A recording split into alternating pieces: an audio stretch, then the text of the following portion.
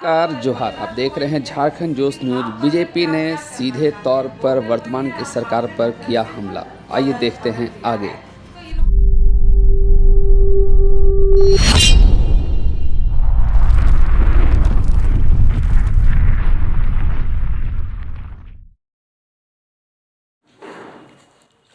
सबसे पहले आज इस प्रेस वार्ता में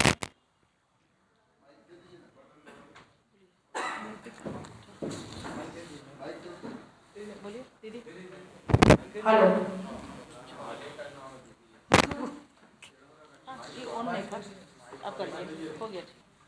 कि इस प्रेस वार्ता में मेरे साथ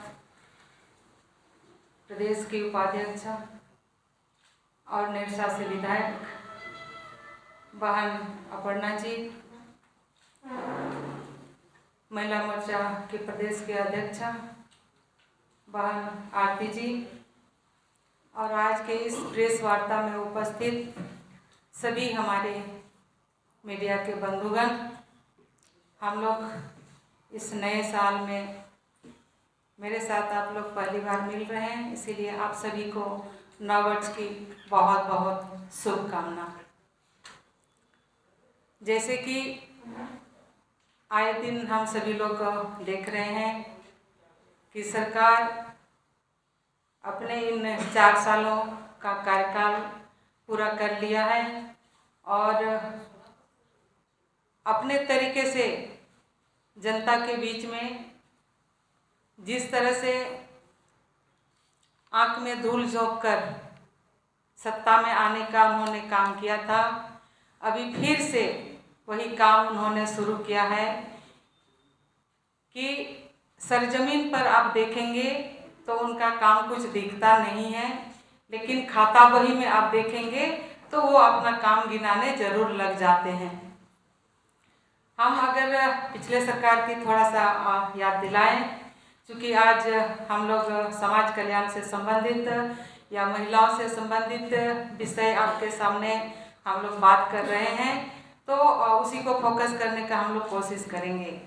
तो सरकार के स्तर से अगर समाज कल्याण का बात हम लोग करेंगे तो समाज कल्याण महिला एवं बाल विकास विभाग का जो मूल काम है वो आंगनबाड़ी केंद्र के माध्यम से जो संचालित होता है और आंगनबाड़ी केंद्र में छोटे बच्चे जो पढ़ते हैं और उसमें सेविका सहायिका बहनें संचालित करते हैं।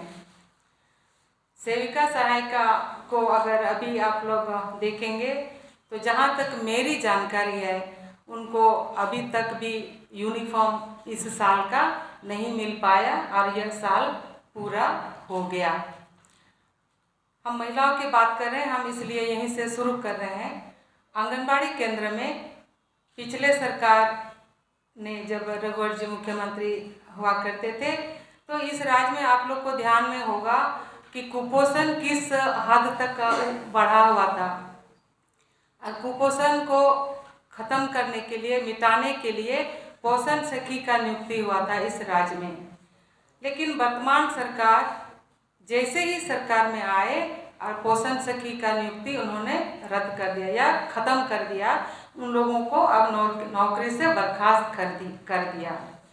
तो मेरे ये कहने का मतलब है, ये जिस तरह से अपने चुनावी वादों में महिलाओं के साथ भी उन्होंने वादा किया था, हम ये करेंगे, हम वो करेंगे, लेकिन ऐसा उन्होंने कुछ नहीं कर पाया और जो अभी भी वो बातें जो बोल रहे हैं वो झूठ बोल बोल के लोगों को दिग्भ्रमित करने का उन्होंने काम करना शुरू कर दिया है।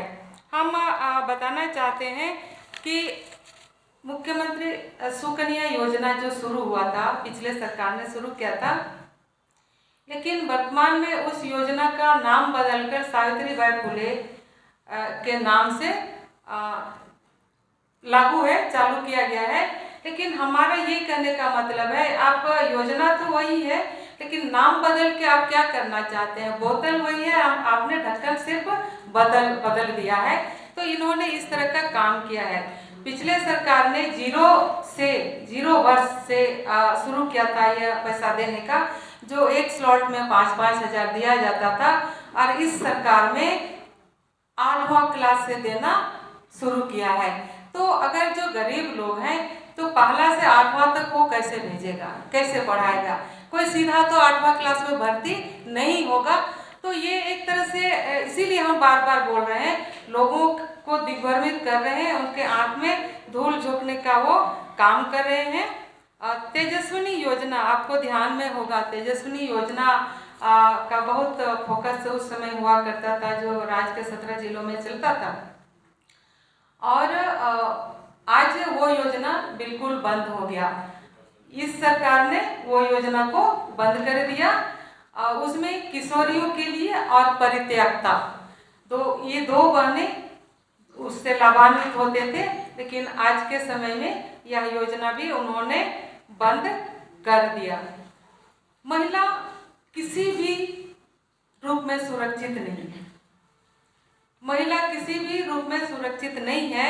अगर हम लोग कहेंगे कि महिलाएं आगे पढ़ लिख के आगे बढ़े या फिर संपत्ति अर्जित करे, ऐसा भी हम लोग मान सकते हैं, तो यह सरकार को ये भी बर्दाश्त नहीं हो पा रहा है कि आप याद करिए कि 1 रुपया में 50 लाख तक का रजिस्ट्री महिला के नाम से होना था, या पूर्व के सरकार ने लागू किया था। लेकिन जैसे ही वर्तमान सरकार में आई, सत्ता में आई, और इस योजना को उन्होंने बंद कर दिया। राज्य में आपको याद होगा महिला इंजीनियरिंग कॉलेज जो खुला था, इसको भी इन्होंने बंद कर दिया। पहला इंजीनियरिंग कॉलेज खोला था, लेकिन उन्होंने इसको भी बंद कर दिया। हम इसीलिए बार बार बोल रहे हैं, महिला आयोग का इन्होंने अभी तक गठन नहीं किया। महिला आयोग का अब 4 साल से ऊपर हम लोग प्रवेश कर गए, अब महिला आयोग का गठन कब होगा? आप सोच सकते हैं कि इन 4 सालों में कितने कितने केसेस आए होंगे, कितने महिलाएं, कितने बहनें सफ़र किए होंगे, दर दर भटके होंगे, लेकिन उनको कहीं भी न्याय, आखिर कहाँ जाएंगे, अपनी बातें कहाँ रखेंगे? तो सरकार को इसकी चिंता बिल्कुल ही नहीं है। तो इसीलिए हम बोल रहे हैं कि यह सरकार जो है महिला विरोधी है, यह सरकार जो है महिला विरोधी है।